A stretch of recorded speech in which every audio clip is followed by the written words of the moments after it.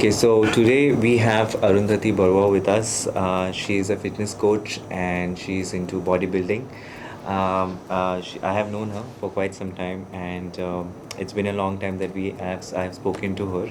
So welcome, Arundhati, to Thank the you. Thank to you the for having me podcast. here as the first guest. So tell me, how's it going? Like, what's happening in your life? Because the last time that I met you, I think was in Jiu-Jitsu class. Yeah, that was like a couple of years ago. Yeah, I Yeah, think like maybe more than that even. yeah. So after that, like I know you came to Jiu-Jitsu and Yeah. were you always into fitness? Like how was Um, what's your like fitness journey? Not really. Like since I was a kid, I have been like the laziest person in the group. I was never a sports person. I used to always skip all the sports days in school. Used to be the skinniest girl in the group. So no, like growing up, I never had any fitness component in my life. I did have some amount of dance, going on, but that was not something that I took up seriously. It was just because I was forced to, or because my friends used to do it. But eventually, when I reached college, I fortunately happened to hang out with the right kind of people, and we started out trying out cardio options just as a means to have fun or lose a bit of weight, but without any prior knowledge of like what works and what does not, right? So yeah, like started out as a Zumba fan, and Right. that followed by gym memberships. Just And happened to this was like during college time. yeah, during college, like third and fourth year, because we had more time then, so we had to just like experiment things. So we started out joining, like me and my friends, we joined a local gym where there used to be no one in the gym, it's just me and like few other college girls, and we used to just like try out different machines. Um, Zero knowledge on diet and training, right? We used to just do whatever the trainer used to tell us to do. Okay. So that happened. Then final year happened. Kind of lost touch with the whole fitness thing. Came to Bangalore when I got a job offered. Then things got easier from there, like from buying gym memberships to being able to afford my own food, or manage my food basically. So from there, worked with a couple of PTs, which I was quite fortunate to hire right at the start of my journey, because that kind of kept me accountable, right? I would not skip sessions, even though I didn't know what I was doing, but I was just showing up every single day. But at the same point, there was no, like, again, nutrition knowledge that I had applied onto that phase.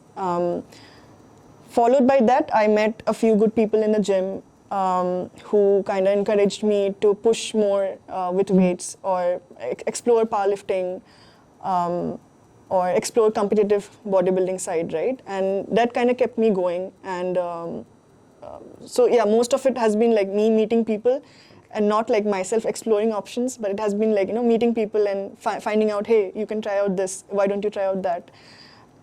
So there was no inspiration like a figure or like that you looked up to in terms of when you I can see the transition that's slowly Yeah, happening yeah, from yeah, doing it as an amateur yeah. thing to moving on to what do you say professional, right?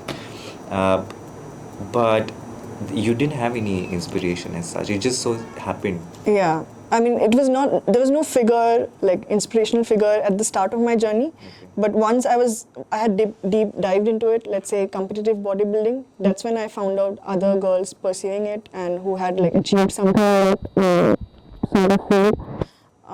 And then I, of course, was inspired by them, and tried to push myself to. I mean, I basically had like clear goals by seeing them, what they have achieved, and I realized that's what I want to achieve as well Right. in that field. Also, like I think one of the most interesting things that I would like to ask you is I remember you went through a phase, right? And uh, how known is women's bodybuilding in India? Is it like how people look at it? Like, Um, is it widely known? Like people know about this, like professional bodybuilding I'm talking about, which you yeah, are yeah. currently pursuing. So is it like very well known, widely known? That's what people do or not? Mm, I mean, when I started out, like competitive bodybuilding, so to say, back in 2017, it was not that well known, right? Like the crowd following this thing was very small. But now, in the recent years, it has definitely developed a lot. Like women are more familiar with like the weight section, and they are finding out about girls who are competing. There are different organizations that have come up. I'm sure you'd have heard about Sheru Classic, IHFF, who are like, they have marketed themselves quite well and reached, out to people, even like the general population now, right? So people do know that there's something like sort of competitive bodybuilding that's going on. So I would say it's not there yet. Compared to like other countries like US and Australia, but it has definitely gotten bigger and better compared to the past few years. Because I'm like a layman, like the only person that Yeah. I know you is you. Yeah. And that's because like Yeah. I follow you and then I met you and Yeah. you're my friend for some time. Yeah. So otherwise, other than that, I don't know. So like if someone wants, like a woman Yeah. wants to pursue bodybuilding, what do they need to do? How do should they go about it? Because most of the women like that I know, again limited knowledge, that I know come to the gym, work out, go home. They're not looking to have like a professional Yeah. career or bodybuilding thing. Yeah. But if someone wants to do that, how should they go about this? Okay, yeah. First of all, like to know that you're stepping on stage, you have to meet certain criteria, right? Like it's not written anywhere that you have to be like this or like that in order to compete. Anyone can compete, but you need to have a good amount of muscle mass to start with. You have to be like health-wise, you have to be in a good position. It's not like you are overweight or or underweight, and then try to compete, because the whole process of stepping up to stage, it's quite like long, and it does require a lot of dieting involved. So you have to have good relationship with your food.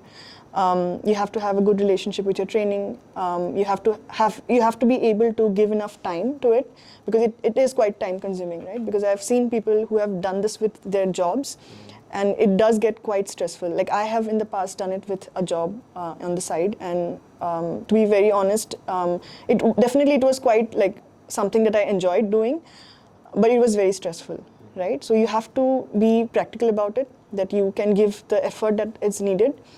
And of course, like the cost that's involved, right? It's quite expensive. Yeah, is it? Yeah. What are the expenses that you're talking about? It depends really, like how good you want to step on stage. Like for instance, like if you're talking about bikini bodybuilding, right? Like the category that I compete in, it requires for you to wear a particular kind of suit, right? So that suit is quite expensive. Nowadays they have. Is it expensive? Yeah, it is. How much do you think it is? Like, If you want to order like a good suit, which is like approved by, let's say, the organizations that conduct the competitions, it can cost you up to like 30K, 35K. Really? Yeah. Damn, that's expensive. But you can also go cheaper. Like there are suits which you can get made, or for lesser price. Even in India now, there's a few companies that have come up who do that. I cannot personally vouch for that because I have not tried the quality. But like if you order something from US and UK or Australia, for sure the quality is going to be like top notch, right? So if you're willing to invest and show up with full potential, you have to like make sure you invest in a good suit. So again, like I said, that's will cost you around like 25 to 30K or maybe 35. Someone who's willing to spend more can even go up to like 60K. So it can be quite expensive. Then there are the posing heels. They are quite expensive. You don't get them in India. So that's like around 6 to 7K or even more than that. Okay. The jewelry is also expensive. The tan and investing in a coach, right? Like, you can always prep by yourself, but I'm sure if you're already investing so much, you wouldn't want to like not take someone else's help who's already an expert in the field, and that also is going to cost you quite some amount of money. Then there's food that you have to take care of, right? Like you have to make sure you're eating enough amount of protein, you're investing in supplements. Yeah, so and like leading up to show day, right? Like booking your tickets and booking a hotel, right? All of that. I think it will for sure cross like maybe a lakh or more than that, More than that. 1.5 even. Like on the competition. Everything leading up to the competition, even more. I mean, I'm sure it's very like- difficult to like put a number to it because you can keep spending, right? Like Correct, how much ever you want. Then there's makeup artist on that particular day that you would have to hire because it's not like men's bodybuilding. They would just show up in trunks and then the what do you call like The the tan thing. tan and What's it called, the thing? Does it have a name for it? Or like- it's tan, Okay. yeah, just like regular tan. But there are different companies who provide that. So yeah, like sometimes the show themselves like provide the tanning booth where you go and get yourself tanned. So they charge some amount for that, which is also quite expensive. Yeah. So compared to men's, women's bodybuilding, like not just bikini, every other division is quite expensive. Like. Okay. So you have to go prepared, like you have to know that this is the amount of money I have to save up for this, right? I'm not trying to like discourage anyone, but that's the truth, right? No, Like that's how it is. Of course, like I understand. So it's either like it is going to get stressful to a point if you're juggling two Yeah, things at once, like yeah. your work or this. So if someone's looking to pursue this, they have to like commit and pursue it full time, like how you're currently doing. Exactly. And also the money part of it. Yeah. Like you mentioned about the part that there are different types of bodybuilding, right? Yeah. In women. Yeah. The one that I know of, again, don't judge me, but then again, that I know of is the bikini one that you just talked about. But what are the other ones that's there? So that also depends on the division. So there are different organizations that organize these competitions, right? So there's IFBB, which is now quite popular in India. There's another organization called WBFF, which I think started from Australia, and then now it's quite like branching out to different countries. There's another Natural Bodybuilding Association. If I'm not wrong, it's called WNBF. So every organizations will have their own categories, but the most common ones are bikini. Then there's wellness. Like I'm talking about like from the level of less muscle mass to like what they expect in terms of how bigger you should get like with time. Then you have wellness. Then you have figure. Then you have physique, and I think eventually like the final one is bodybuilding, which is like you see those jacked women like yeah. And that's different from bikini one. Yeah, totally different. Like Okay. it's like The preparation David is and different. Goliath, yeah. Okay. The preparation is different. Everything. Yeah, is- yeah. I'm quite sure after bikini, like from wellness onwards, the amount of muscle mass that they expect you to carry on the stage is not achievable like naturally. So yeah, like I'm not blaming anyone, but I'm pretty sure like most of the people like who compete in those divisions are on some sort of like external Right. gear. I mean help, yeah. Okay. So we have talked about the part where you said how committed one should be in terms of pursuing this. Yeah. But say if I walk into a gym, right? Like I'm a woman, I walk into a gym and I tell someone that this is what I want to do. Like that's how a layman would. Yeah, That's what yeah, I'm assuming. yeah. Like approach anyone, and like there are not many gym instructors who can actually guide you in the right direction. Yeah. If I'm not wrong. Yeah. So what should they do? Should they just go and ask them that this is what I want to do, or look online in terms of whom you need to follow in India in terms of get that validation done before? And getting a coach is the first thing, right? Get a good coach. Yeah, I mean, I would definitely suggest that because in my own journey, hiring a coach for myself has helped me 10 times more than what I was doing myself, right? So yeah, that's definitely an option. But I mean, I would totally understand if people, let's say someone who's just passed out of college or someone who's still in college and do not have the means to hire a coach, because this times, like since online coaching is so much prevalent worldwide, it can get quite expensive, right? Especially to hire a good coach who can give you like one-on-one attention. So it's always the best approach is to like start out researching on your own. The basics, right? Like I feel everyone should know what protein is, carbohydrate is, fat is, like, what macros are, how to calculate your own calories. Like these should be like the basics, right? Before you step into the gym, know these things because they're available online for free. So take some, let's say at least like maybe an hour of your week or day to educate yourself, like, what exactly these things are. At the same time, there's so much free resources available on YouTube regarding exercise execution, like so much, like, like good people like putting out good content. So like if finance is an issue, then this is a good way to go about, like investing your own time into it and not just stepping into the gym like clueless and not knowing what to do. Because there are good personal trainers, like, as you step into a gym, you meet some trainer and they will help you guide through the machines and all of that.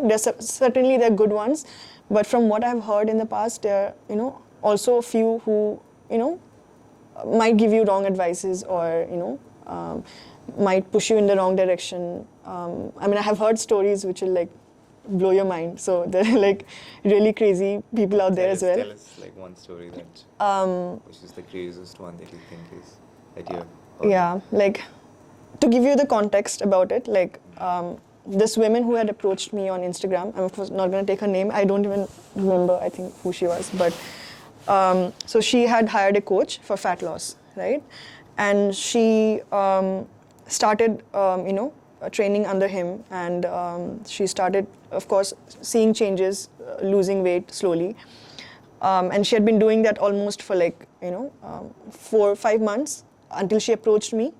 And of course, she was seeing results. She had dropped quite a bit of weight. She was overweight before, and she went down, to quite some weight. Towards the end, she was, of course, she had started feeling very low on energy. She was not happy. Even though she was lean, she was not happy. She was feeling miserable with the kind of diet she was following, the regime she was following in terms of training.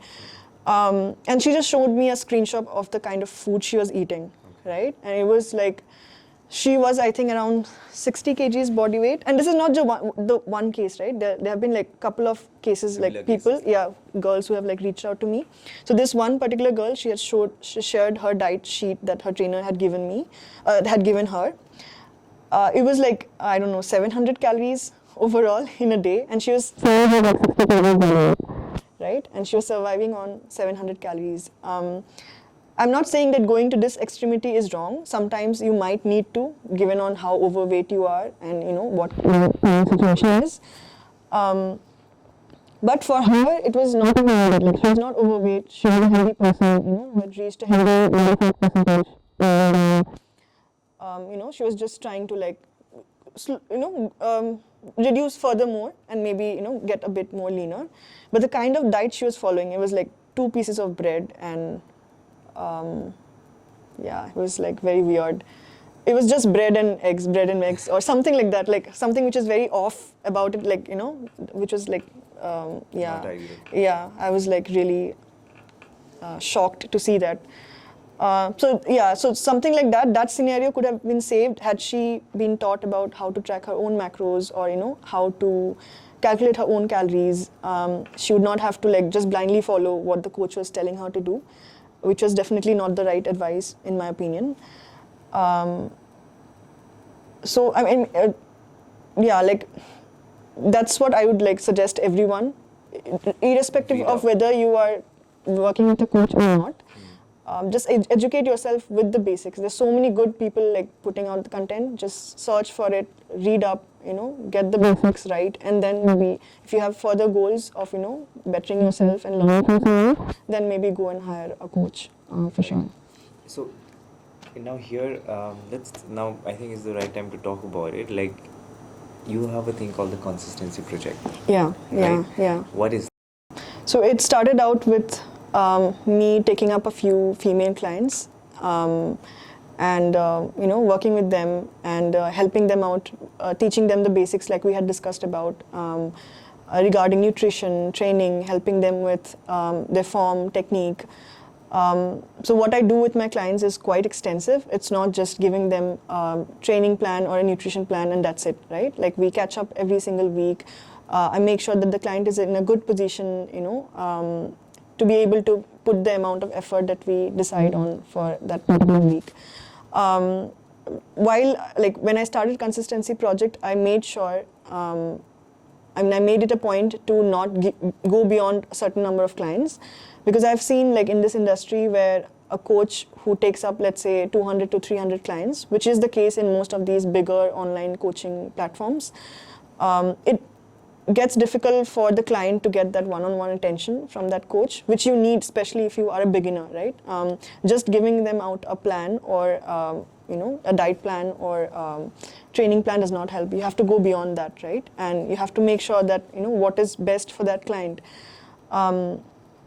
So I made it a point to not go beyond a certain number of people. So how many people do you manage currently? So right now I'm working with 16 girls. I do not plan on going beyond 25 at this point. But let's see, right? Like, I would definitely want to cover a larger base of people that I can help them with. But after a certain point, working one-on-one and giving people individual attention gets really difficult because time is a constraint. Maybe I can come up with different kind of a plan or content, but nothing that I have like planned as of now. So let's see, like maybe down the lane, I might think about something else that can help a larger base. Yeah, you evolve basically like with time and stuff. Yeah, exactly. Right? Yeah. Like, so Yeah. Makes sense. Anyway, like one of the questions that I think I've been dying to ask you is, I think when I saw your videos and stuff like that, and there's a post on Instagram that you made where you said how difficult or challenging it has been for you to actually go and compete in a tournament, especially in that bikini women's bodybuilding, right? Yeah. How did your parents take that? Like, what was their first reaction? So to be very honest, initially things were a little easier for me because I had a very good support system around me. I did not necessarily have to like talk to my parents and tell them that, hey, I'm competing. So they didn't know when you started? No, they had no idea. Okay. But later on, at some point, via someone or I don't know what triggered it, but my mom decided to Google me and she found out my competition pics from 2017 on Jerai stage. First question she asked me was, she didn't ask me like, why did you do this or what's up? But she was like, hey, what will people think about it? Like, what about like the aunties and people in the neighbors? So that was her first reaction. And my first response to it was, hey, no, that's not me. It must be someone else. You denied it completely. Yeah, exactly. Someone might have morphed my face into that or something like that. And she believed it, I think. But after a week's time, I think I just confessed saying, hey, that was me. I decided to compete it. It was fun. And she did not really have any reaction to it post that. Maybe she thought that if she didn't react, I would not do it in the future again. But I have been lucky so far because, I did not have to depend, let's say, for finances or I could make these decisions on my own, whether to compete or not. And I did not have to rely on someone else's permission or something. Did your friends or family like started looking at you differently when they saw you competing on that stage in a bikini and stuff? No, not really. Like friends, I think they're quite open-minded and quite supportive. Family, I do not know if my extended family knows about it, but like after a point, my mom and dad just like did not discuss about it. Like in denial. Still? Probably. Okay. We've never discussed about it. Right. So I mean, and after that, like you have been and you plan to compete as well in the future. Yes. Right. And what did you, like this is your situation, but I'm sure it's different for different people. I mean, there would be women who are staying with family, right, who would want to do the same thing, but they wouldn't be able to because their family might not allow that. Yeah. So what do you say is the first thing, like let's be practical about this. Like let's not think that, okay, I'm going to be a rebel and, be a rebel and then go out and do this, where no one's going to be ultimately happy. Maybe you will get that momentary happiness, but down the line, parents are not happy, no one's appreciating you or supporting you. Because that's there, right? Like you need that kind of understanding as well. So what would you say the first thing is, like, let's be being practical about what should they do if they want to do this? Yeah. I would say first, just be really sure about why do you really want to do it. Is it worth, fighting against your family if you have to? Is it really worth, putting so much into risk and then compete? At the same time, I mean, I have gotten quite a few queries about, girls who have asked me, ki, hey, I know you have gone through this, I stay with my family, I do not, they would not be okay with me stepping on stage wearing a bikini. Like, no way, right? I come from a very conservative family, or someone will be like, hey, my husband will not allow me to do this, or my in-laws are not okay with this, things like that, right? Yeah. Now, why is this happening? Because in most of these scenarios, you are not like free to make such decisions, right? You have someone else making these decisions for you. And such scenarios are quite complicated because you are financially dependent on them. So you would have to, I mean, you cannot, like you need money for Of course, yeah.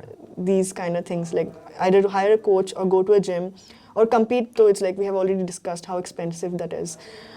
So first advice to anyone out there would be independent, so that you do not have to rely on for anyone else for the finances. You can make your own decisions. There's no other decision maker involved in this process. That's why I think I got lucky, right? And I know everyone's situation is difficult. There's no way I can comment on someone else's scenario. Like, I'm pretty sure must be quite difficult. But short way would be like to become independent on your own and not having to rely. At least if you're independent, you can then at least start thinking about it. Exactly. Right? You might not do it on the first go, but this would actually help you to make or get to a position where you can take a decision of maybe pursuing women's bodybuilding. Exactly. Right? And I think also one of the important thing is to have a good mentor in your life. Exactly. And most of them, like when we know them, either they are not accessible or even to talk to them you have to pay. But I think that's where you come in. I think that's the reason that I feel that you're making a difference in India in terms of having that source, right? So how do people reach out to you? Like what do they have to do to reach out to you and ask questions or something? So right now, my only source of contact is Instagram. Okay. So they can either look me up, Arundhati Boruah, and DM me if they have any queries regarding the coaching. There's also a link in my bio that's put up where they can apply for the coaching, and I will contact them back depending on the schedule. I think in the future maybe I might come up with website and app, but that's in the future, not immediate. But yeah, like Instagram is the only way for anyone to contact me. And they can contact you even if they are struggling with the fact to arrive at a decision. Yeah, for sure. And you will get back to them. Yeah. Because some of them, they don't. And when you expect something and you look up to someone or you want to look up to someone, most of the time you don't get a response. Yeah. To be very honest, I know like this might go against my business because I am trying to promote myself as a coach and get clients. But at the same time, just be aware of your situation, right? Are you really confident that you can put this much amount of, because it needs money, to be very honest. Protein is expensive, right? Committing to all of this is expensive. It's not that you cannot do it on your own, right? So like we have already discussed in the past, make sure that you are putting that initial effort of at least finding out what the basics of nutrition are, what exercises are, how to log food. You don't really need a coach for that, right? Coach comes into place when you're failing with accountability or, when you're facing a problem, you do not know how to solve it. But the basic information is always out there. It's free, available on Instagram. Maybe you can just start with spending 15 to 20 minutes, just researching the basic stuff and then coming to a conclusion, hey, do I really need a coach at this point? Do I have further goals that I would like to achieve? I think that's where a coach comes into place, and not just like, blindly looking up for someone and... No, even this, like our conversation, I really want this anyone who is listening to this, I want them to understand this fact that you have a person that you can reach out to, Arundhati, and you can ask her pretty much anything. It does not matter that you're struggling with the fact that you can't make the decision of which direction do you want to go to. I think she is the right person where she has committed and she has been in the spot that you probably are. So please reach out to her and she will personally respond to each and every one of you. And hopefully we can break the barriers and make this well-known and common sport in India. Hopefully, fingers crossed. And thank you so much for coming. It means a lot. It was a pleasure talking to you. Thank you for having me. Thank you, and maybe we can collaborate in the future. For sure. Right? Thank you so much. Thank you.